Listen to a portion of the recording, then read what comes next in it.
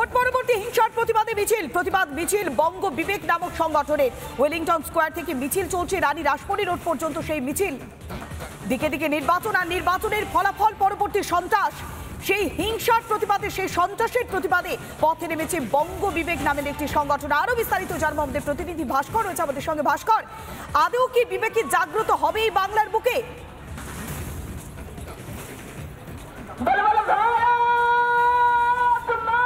দেখো বললাম, এটাই বোধহয় সব থেকে বড় প্রশ্ন, আর এই প্রশ্নের উত্তরই খুঁজছেন এখানে প্রত্যেকে।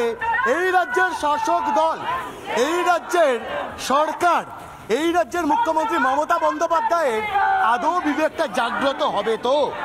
এই রাজ্যের শাসক দল তৃণমূল কংগ্রেস, তারা নিজেদের বিবেকের দংশনটা আদৌ বুঝতে পারবেন তো? কারণ এখনো অবধি এই যে প্রতিবাদ মিছিল, এই প্রতিবাদ মিছিল যাদের জন্য হচ্ছে তারা ঘর ছাড়া ভোট পরবর্তী সন্ত্রাসের জন্য। ছবিটা দেখো, আমার ভিডিও মেরাজ একবার ছবিটা দেখাও। সুবিশাল মিছিল এবং কলকাতা হাইকোর্টের যে গাইডলাইন, সেই গাইডলাইন অনুযায়ী মিছিল হচ্ছে। বারবার প্রশ্ন উঠছে, তারা বিচার চাইছেন। কি বলছেন শোনাবো।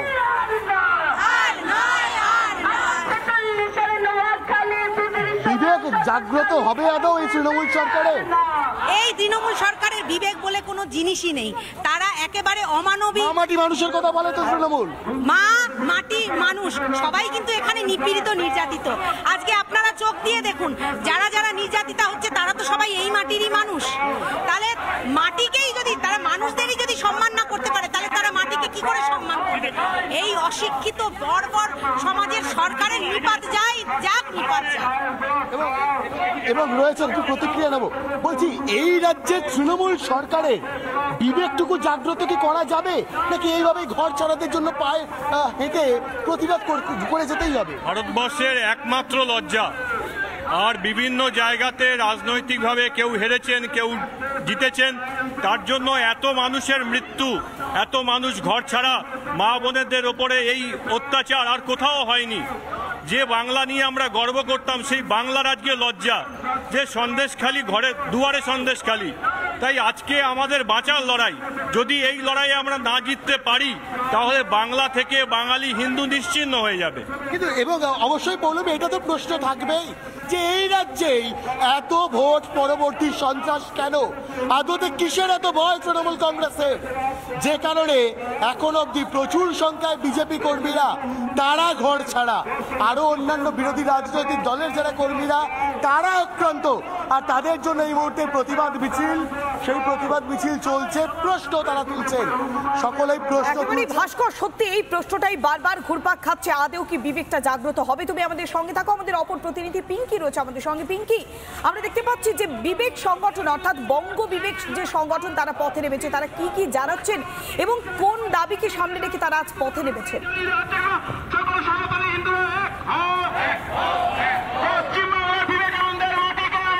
দেখো, লোকসভা নির্বাচনের পরে কিন্তু ভোট পরবর্তী হিংসা বিশাল আকার ধারণ করেছে, এবং এইটাকে সামনে রেখেই আজকে বঙ্গ বিবেক নামক সংগঠন তারা রাস্তায় নেমেছে। এবং দেখতে পাচ্ছ, কোনো পার্টির ব্যানারে নয়, বরং তারা যারা এসেছেন তারা প্রত্যেকে কিন্তু আজকে একেবারে অরাজনৈতিক একটা প্ল্যাটফর্মে তারা আজকে মিছিলে হাঁটছেন।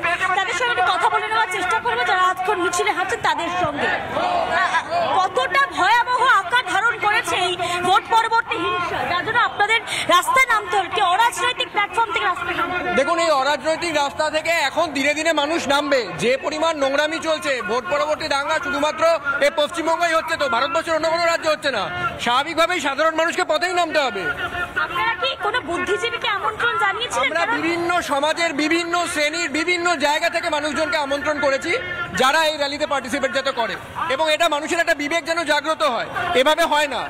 ভোট পরবর্তী দাঙ্গা শুধুমাত্র পশ্চিমবঙ্গেই হচ্ছে, আর অন্য কোনো রাজ্যে হচ্ছে না।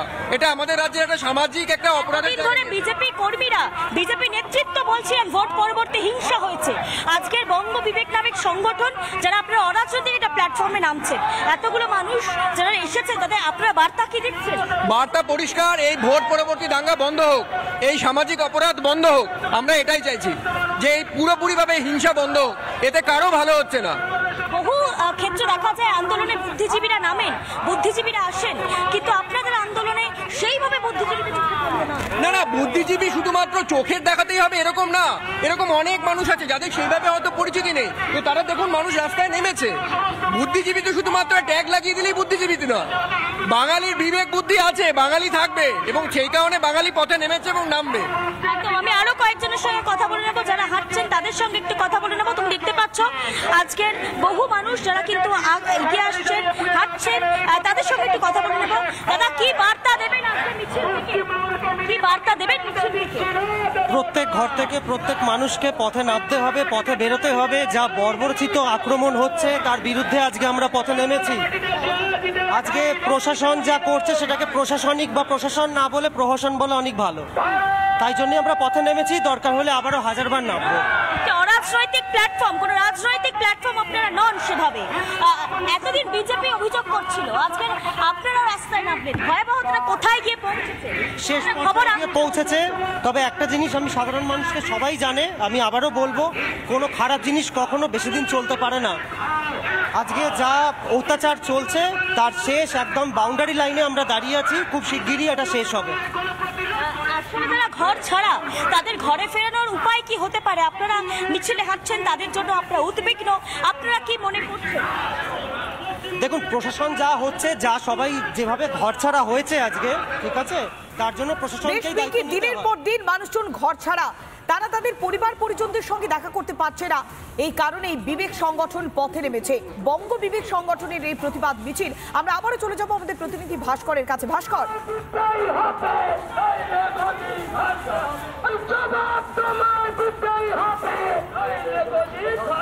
একদমই পৌলমী, দেখো এই মুহূর্তে যে মিছিল, সেই মিছিল চলছে। বারবার করে প্রশ্ন উঠছে, এই রাজ্যে তৃণমূল সরকারের বিবেক কবে জাগ্রত হবে?